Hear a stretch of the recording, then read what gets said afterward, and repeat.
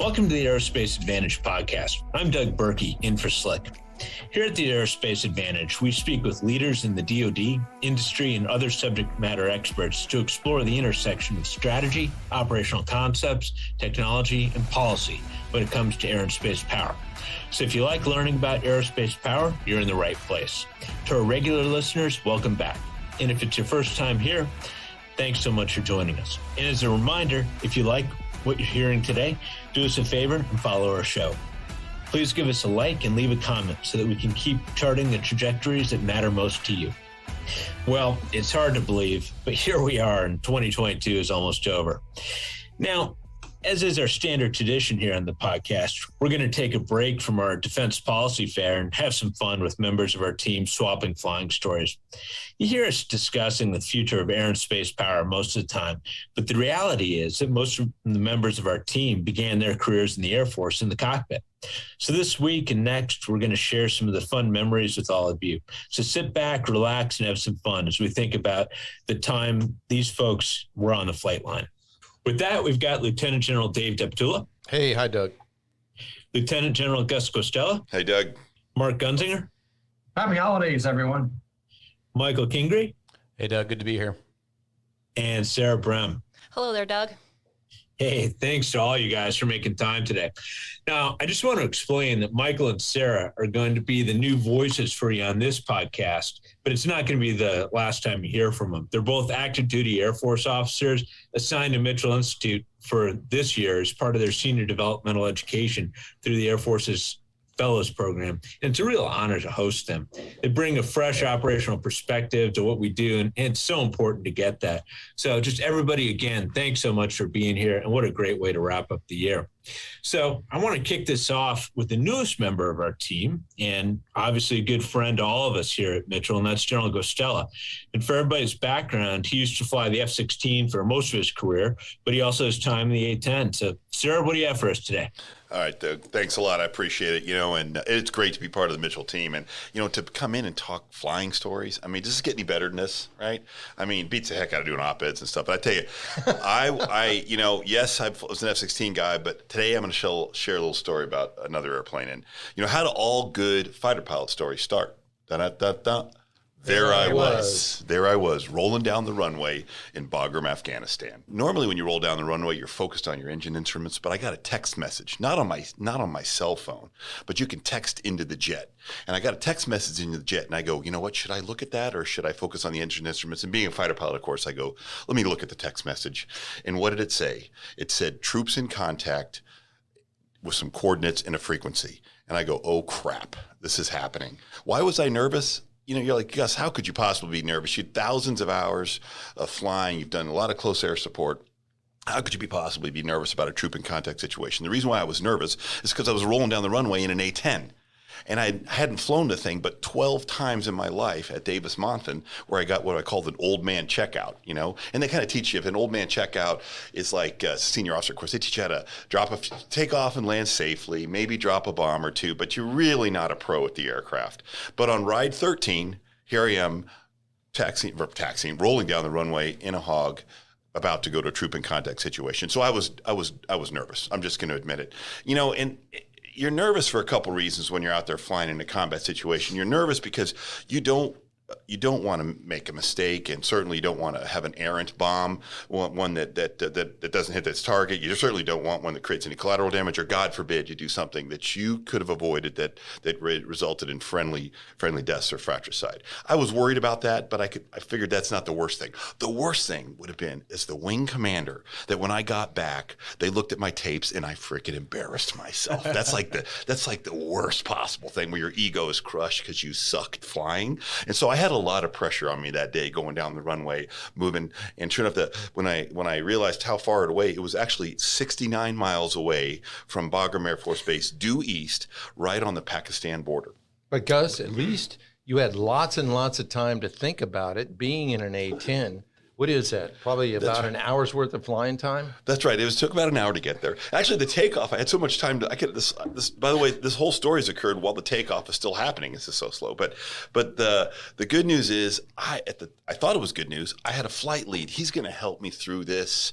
You know what? This is going to be a high pressure thing, but he's going to work through this with me. It's going to be great. So by the time we finally got there, we finally got line of sight where the radio contact we made with the JTAC on the ground. And we could hear right away there's a lot happening. The guy had a significant tone of his voice. We heard gunfire in the background and actually heard two voices on the radio, which was confusing to me. But my expert A-10 driver sorted it out right away. He figured it out. We don't just have one troop in contact situation. We have two. Sure enough, the Army, our Special Forces brother, they went down there with a single group, and then they split off into two separate groups, and both found themselves in trouble getting shot at by the Taliban from the high mountainsides of Afghanistan.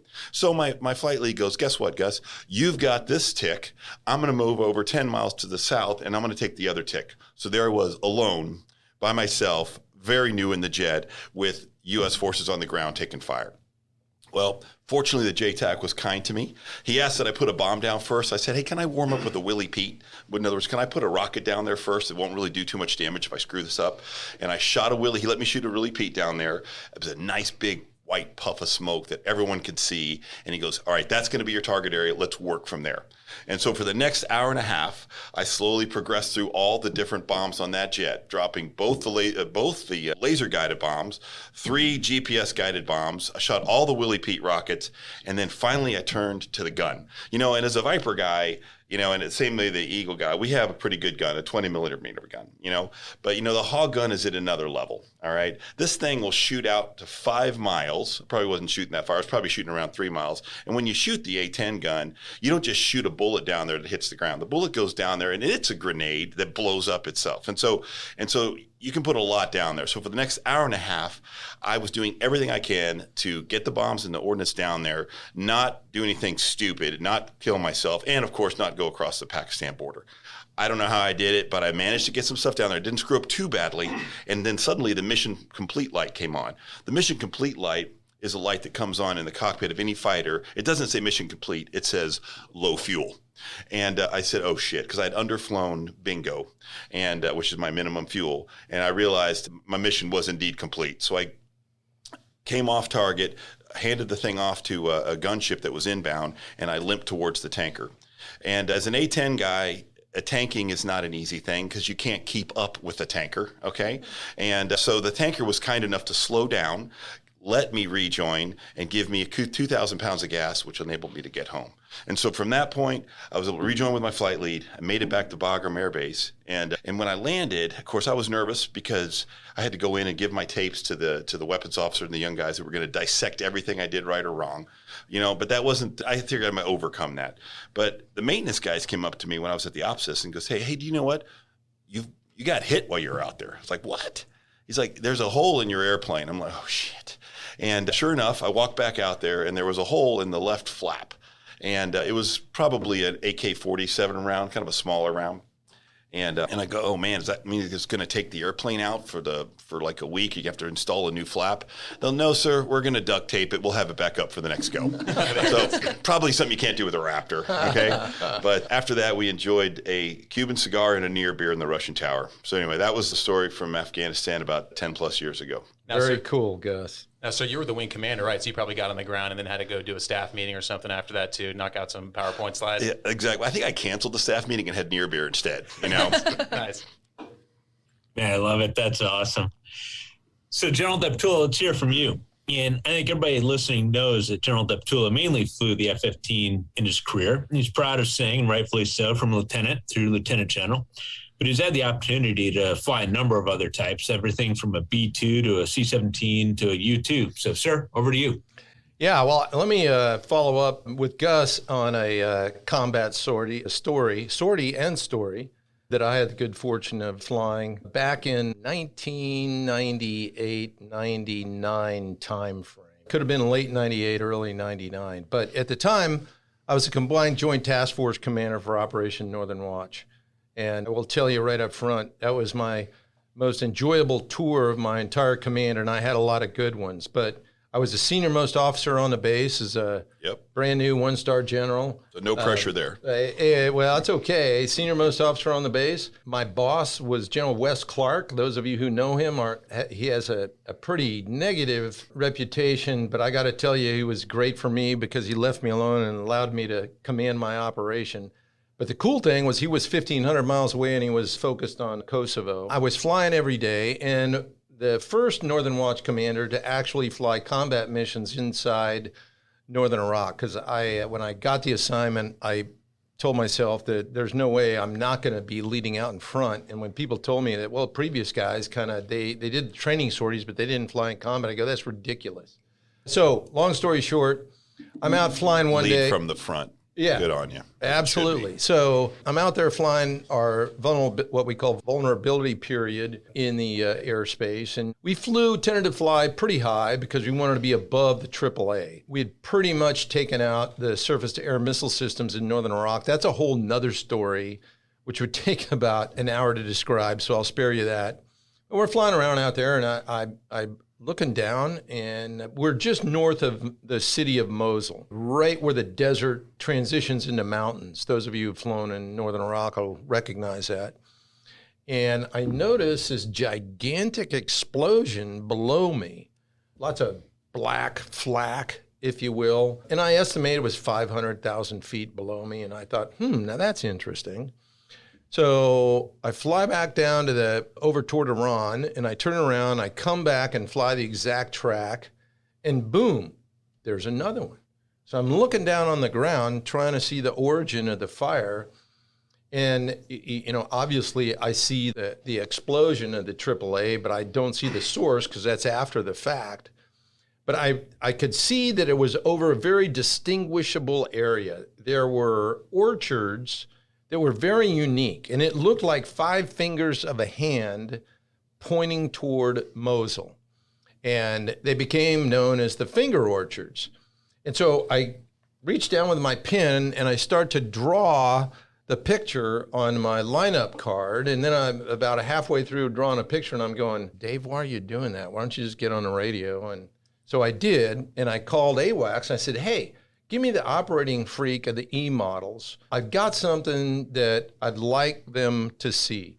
So what happens here is, make a long story a little bit longer, this becomes, at least in Northern Iraq, the first F-15C airborne FAC mission.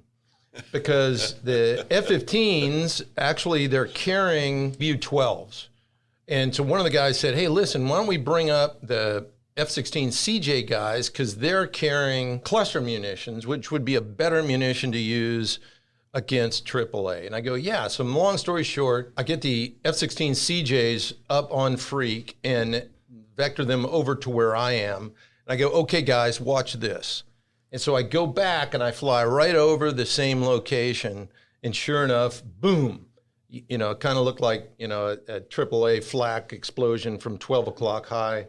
For the youngsters in the audience, that used to be a TV show and back in the 60s, but, World War II-ish. And the CJ guys go, yeah, got it. And so they roll in on it, and I go, listen, this is coming from the third finger from the right, and if you go down to about the knuckle, that's about where they'd be. So that was my... That's some pretty good fact in there. That was Sounds like a target talk on it. Yeah, that was my talk on to the... I think you have a fallback job. And the first guy rolls in, and you can see the explosion. I go, no, you need to get down closer to the knuckle. And I go back by, I fly again, and boom, here comes another. And they see because now they're looking at where the AAA appears to be, and they can see the muzzle flashes. The reason they're obscure is not in the desert. These truly are orchards. I don't know what they were, oranges or whatever. So they're covered sort of by the foliage. But then this next guy rolls in and drops a canister, CBU-89, I think. And after that, no more AAA comes up. So, okay, we go back home and, we get to the debrief. Well, it turns out this was, and I forget the unit, but it was a brand new first lieutenant, and he was on his first combat mission ever, and that's the first time he ever dropped live ordnance in combat. Wow. So we gave him kudos, and then we found out from the rivet joints later that what we had taken out were 400 millimeter AAA sights that were never to be heard from again. Excellent. And so we celebrated appropriately in the bar that night, and they were pretty impressed that this, old fart, 1-star F-15 C model dude could accommodate and do the facking that was accomplished. So that's my contribution to today's war stories. Very cool. That is awesome. Did the C model community add an additional column in the letter of X's that showed that you're now qualified as a JTAG or as a FAC A? No, I didn't get that. But I got another story that I'll save till next time. That's awesome. Okay, General Deptula, that's awesome. I always love hearing that story. So, okay, it's time to switch gears and hear some bomber stories. So Gonzo is our resident B-52 expert, and he mainly flew the G and the H models. I think he also has some D time. And trust me, I think we all saw his eyes watering up a little bit a few weeks ago when we were at the B-21 rollout and that B-52 flew over during the national anthem. And I get it. It is very emotional to see something like that, especially when all the hours he's got in it. So Gonzo, what do you have for us today? The heck with the B-52. I want to fly the B-21. I didn't say that, by the way. So it's the story of one of my sorties back in Strategic Air Command days when we were fighting a different war. It was a cold one, and not just because we were flying out of Minot in North Dakota. Typical training sortie, takeoff late afternoon, air refuel, high altitude navigate, penetrate, fly low level for a couple hours, simulated bomb runs at low altitude, and climb out an RTB, beat up the pattern for an hour or two, standard 12, 13 hour training sortie. This particular flight was in early summer, I believe. So we had a great aircraft, a B-52H, and a great crew, all 6 of us.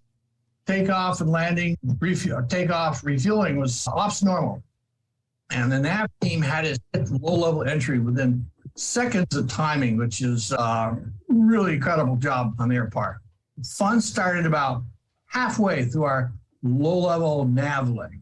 Now, weather reports have said there's going to be some showers toward the latter part of the training route in Texas, so we were ready for it. We were cruising about 600 feet above the ground VFR, and it was just light enough so I could see the ceiling beginning to drop further down the route. And I asked my nav team if they were picking up severe weather, and they said, nope, pilot, looks like rain showers just as forecast. So we're coming up on the range as required. I start to climb out to hit IFR altitude on the route for entering the weather. And we leveled off about 2,500 feet AGL and headed towards the bomb run. Again, all good. But that's when it got fun.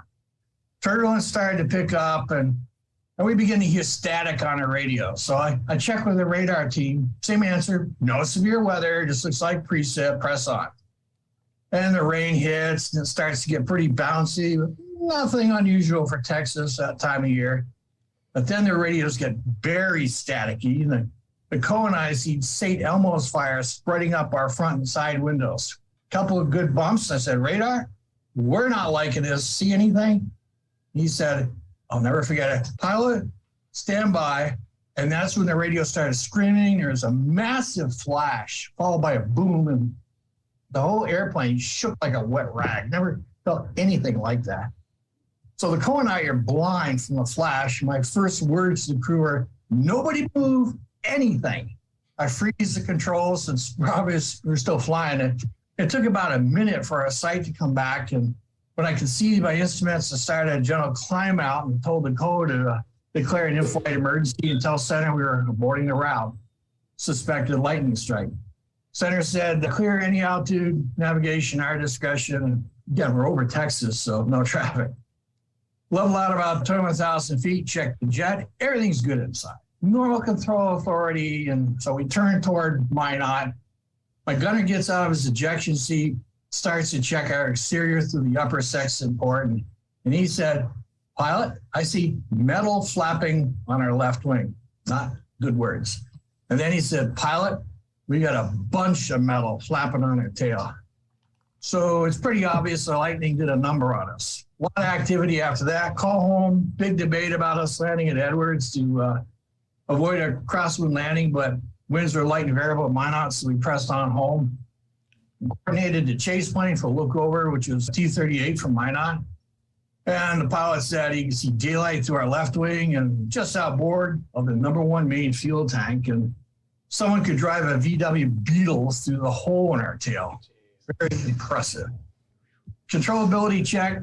We figured we could safely use their flaps and burn down fuel and pull a long, shallow straight in with a chase plane and land at Minot. Off the runway, shut down, get out of the jet.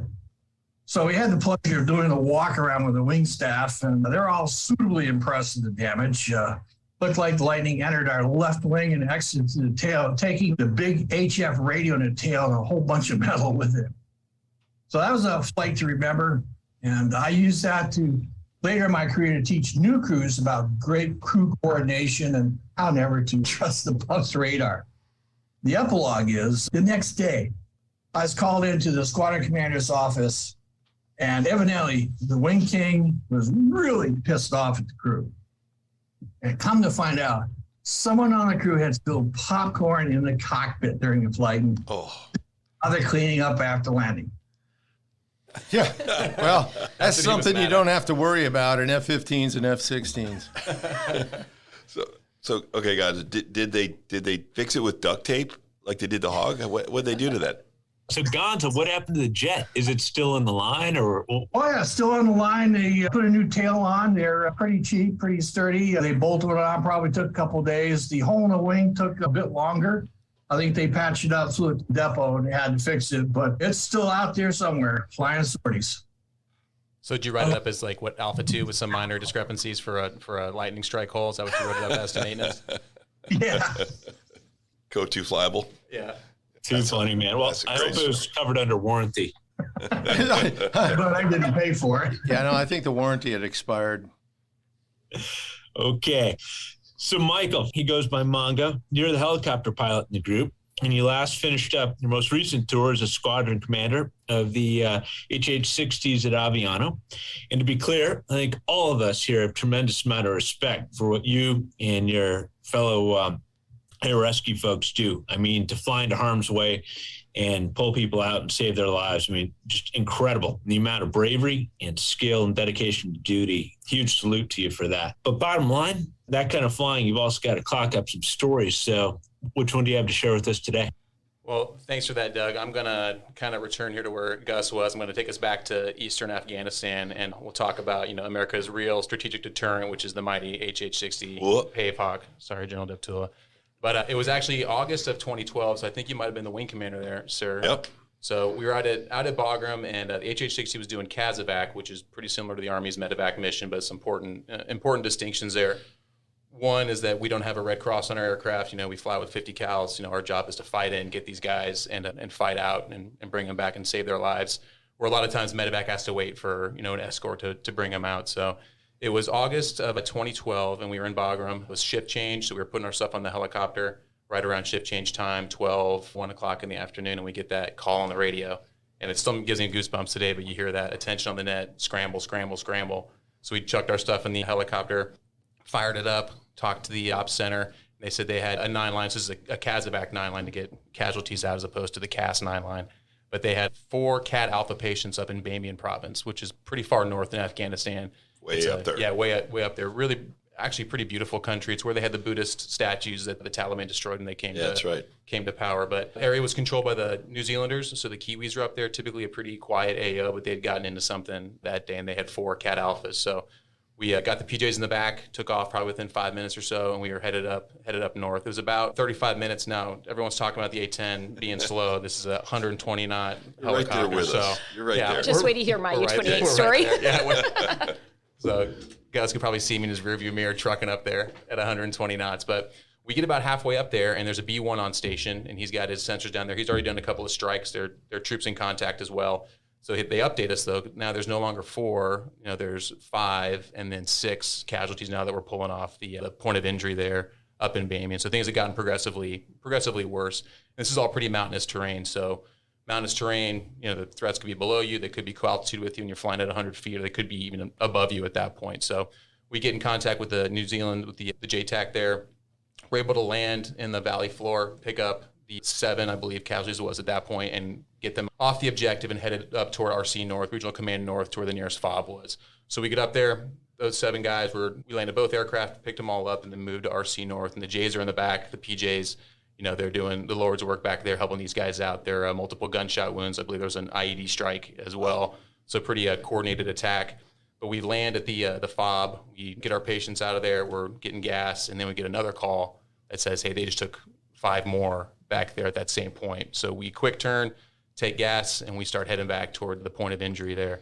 The B1 has since checked off, so now we've got an F-16 that's overhead, and the casualties were in 2 different places. So some of the casualties are on the valley floor, but the second group of them were on a cliffside, which for a helicopter guy means we're going to have to hoist them out. So pretty technical, pretty complicated thing. It's daytime. It means we're going to be really, really vulnerable just hovering there, right? So the other thing is we're pretty power limited. The Army usually runs their helicopters around 16,000 pounds. Ours are 22,000 with the 50 cal, with the refueling probe, flares, all that stuff. So we're going to have to dump gas as well. So we kind of get ourselves set up. We talk to the Viper guy. We're going to do a show of force. We got some geographic deconfliction. So we come in basically from the IP. We do our show of force, and then we go straight to the LZ to hoist these guys out. So on the right side, I got my FE Spanky Spangler. He's in the door running the hoist down. And then we've got our combat rescue officer. He's sitting in the seat with the gun to man the gun while the FE is out of the seat. And as we're in the hover, we put both of our PJs down. And by 10 o'clock, I start seeing just muzzle flashes. So I was like, okay, here we go. So I call, go around, small arms, 10 o'clock, 400 meters burst. And my gunner doesn't see it. So I just say, 10 o'clock, shoot. And he just rips loose with about 100 rounds of 50 cal. We start going around. Yep. And there's 2 things an FE, a flight engineer, wants to do on a deployment is get a hoist and shoot the gun. But our FE is in the door right now. So he's trying to get the hoist back in. The PJs are on the ground, but our crow, who's in the gun right there, he rips with about 200 rounds of 50 cal. He's loving life. Oh, he loved it. And the rest of the deployment, he would not let him live it down. He was like, hey, someone who's employed 50 cal in combat, I can tell you. So he just gave him crap the rest of the deployment. But we enter weapons pattern. I call up my wingman to come rejoin us. We probably shot about 600 rounds of 50 cal. And it's funny, but it's almost just like in training. We set a weapons pattern, rejoin racetrack right side fire. And I could remember hearing my wingman, as we called out, I hear Pedro 84 in, and he starts shooting 50 cal at that same point of origin. So we did about 800 rounds of 50 cal there. It has about the same terminal effects as a 20 millimeter ball round. No big deal. But we finally get the threat suppressed. But now we have almost no gas left. Oh. And we've got 2 PJs on the cliff side with the 2 Cat Alpha patients. And if we choose to go get gas, these are Cat Alpha patients. So the golden hour applies here. They need to be 2 medical care within an hour. They're probably going to expire. We had a crow there who used to say there's 2 things that save lives in this theater, and that's bright lights and cold steel. So getting them to a surgeon. So we game planned it real fast. That's a good way to put it. Yeah, we're gonna push it. We're gonna push the gas. We're gonna try to get these guys. So we come back in. A Spanky, my FE, does a great hoist. We take them all off the side of this mountain, and then we start pressing for the fob. But we are at bingo now. We are probably not going to make it to the fob. So luckily, our DO, Tug Sweeney, he's a B1 guy who would cross over to 60s. At the beginning of the sortie, he talked to the HC-130 guys down in Kandahar, got them released so they could come up there and support us. I think he got himself in a little bit of trouble, but fought for us, and thank God he got him released because they came up there to give us gas. But usually we're going to climb out of the small arms environment to get gas, but we had no fuel to do that. So we stayed low. The HC-130 guys came down about 500 to 1,000 feet to give us gas, which those guys are at 120 knots. They got the hoses out. They got the flaps all the way down. And Daytime, they're really hanging themselves out there. Yeah. So, God bless those guys. But they're going to give us gas, and it's hot. The drogue is bouncing all over the place. And I'm like, I don't know if I'm going to be able to plug on this thing. And finally, I get the drogue stays still. I get a second. I'm like, I'm going for it. I increase collective, plug, and I get about 300 pounds of gas, and then I disconnect.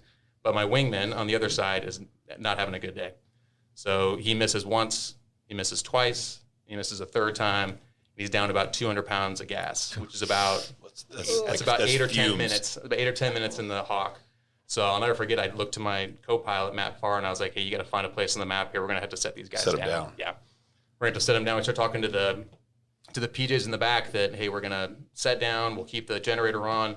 Guns will still have power to them. We'll transit all the patients over, and we'll start ferrying people back and forth.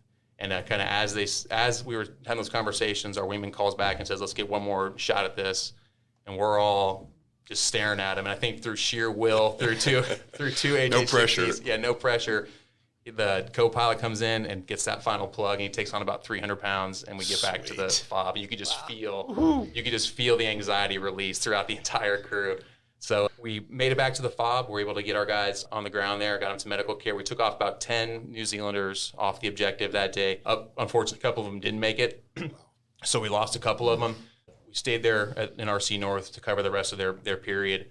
And then once the sun went down, we repatriated their remains back to Brehm. And if you actually look on YouTube now, there's a video of their unit in New Zealand getting their remains back, and they all do the haka, the Maori dance when they get them back. It's pretty impressive. But it was just it sounds so cliche, but it was just such a team effort, from the DO launching the HC to our crow who's shooting a 50 cal, which he's not supposed to do, to the FE running a hoist. Like, it was really is a team effort. To the HC guys, coming down into the small arms was to help us out. But that was my there I was story.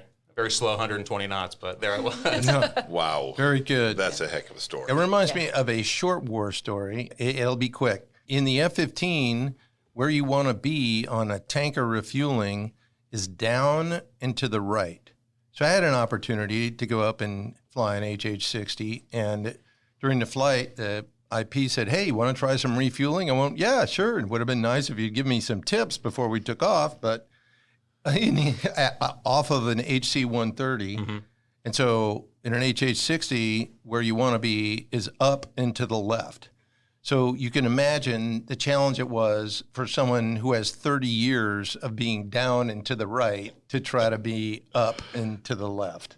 But trying to unlearn all that muscle memory. So it is not an easy thing to do with probe and drogue. Wow. That's a hell of a story, Mongo, by the way. I mean, seriously, and if it wasn't for you guys, I mean, for anybody who's out in Afghanistan, who was out in Afghanistan or any of these theaters, what you guys provided is that assurance to take those risks out there and to do that for our partners like you did. That's just amazing. Yep. Good on you, man. Appreciate that. Thank you. Okay, last but not least, we've got Sarah Brehm. Now, she's with Air Force Special Operations Command and flies an incredibly cool airplane, the U-28. It's not well known given the low-profile aspects of what it executes, but the missions are really important and sees crews operating all around the world.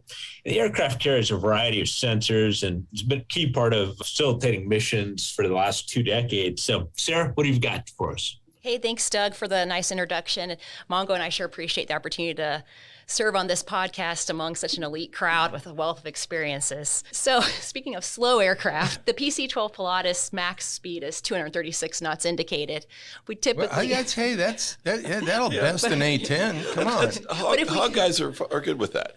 But if we could ever get up that fast, we'd be probably descending at like 6,000 feet a minute or something. But typically we'd be on orbit, lots of left-hand turns at about 110 knots. So just slightly slower than the HH-60. I know that speed, yeah. Yeah, but yeah, a lot of combat deployments in the garden spots of the world, particularly East Africa.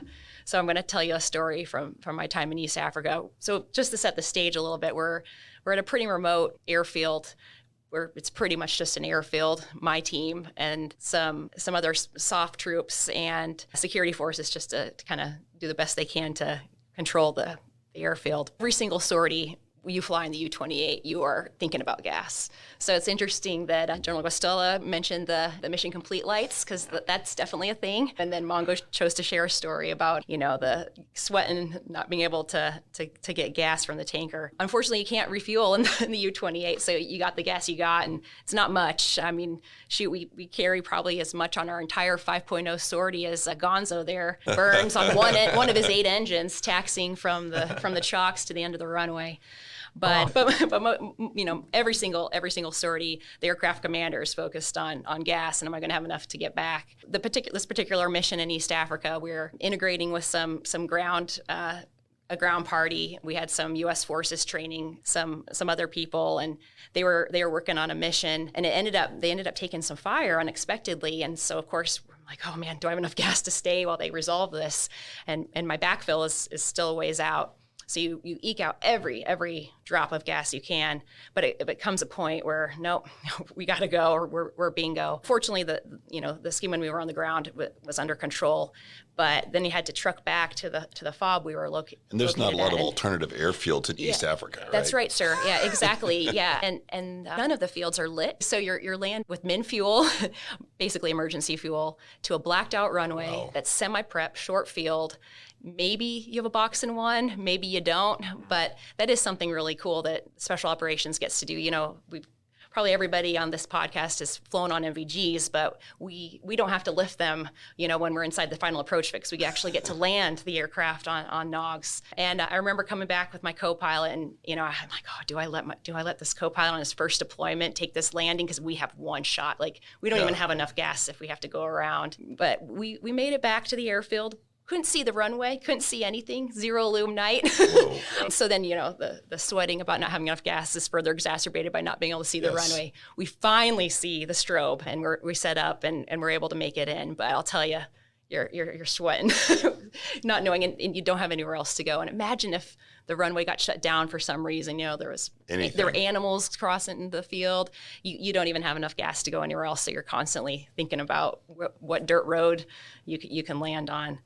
But yeah, that was awesome. That was the way most of our U-28 missions were. But I think the thing that really makes that community are the relationships. You know, I've spent Christmases in Iraq, Djibouti, Afghanistan, as I'm sure all you can relate. And it's all about being with the people that are able to get the mission done. So we wouldn't have all these cool war stories if it weren't for those people. So, awesome.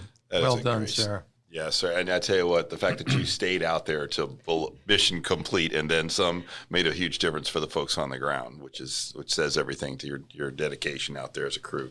Yes, sir.